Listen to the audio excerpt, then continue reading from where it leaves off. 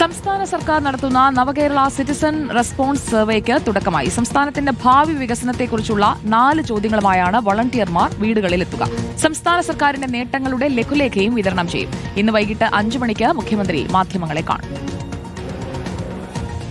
നിയമസഭാ തിരഞ്ഞെടുപ്പ് ലക്ഷ്യമിട്ടാണ് സംസ്ഥാന സർക്കാർ സർവേ നടത്തുന്നത്.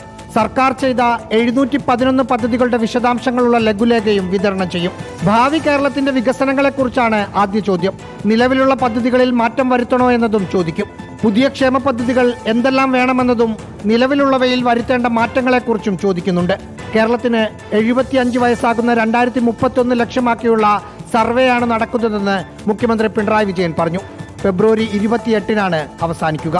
തദ്ദേശ സ്വയംഭരണ സ്ഥാപനങ്ങളിലേക്ക് നടന്ന തെരഞ്ഞെടുപ്പിന് ശേഷം 3ാം ടേമിലേക്കുള്ള യാത്ര ശക്തിയായ രീതിയിൽ കുറേയും കൂടി ജാഗ്രതയോടെ നടത്തണം എന്നുള്ള സൂചനയാണ് ഞങ്ങൾക്ക് ലഭിച്ചിട്ടുള്ളത്. അത് കൃത്യമായിട്ട് കണ്ടുകൊണ്ട് നിലപാട് സ്വീകരിച്ചുകൊണ്ട് ജനങ്ങളെ വിശ്വാസത്തിലെടുത്ത് ഞങ്ങൾ മുന്നോട്ടേക്ക് പോകും. നേരത്തെ തീരുമാനിച്ച വലിയ പദ്ധതിയാണെങ്കിലും ഒരു തരത്തിലുള്ള ഉദ്ഘാടനങ്ങളും നടത്താതെയാണ് സർവേ ആരംഭിച്ചത്. റിപ്പോർട്ടർ, തിരുവനന്തപുരം.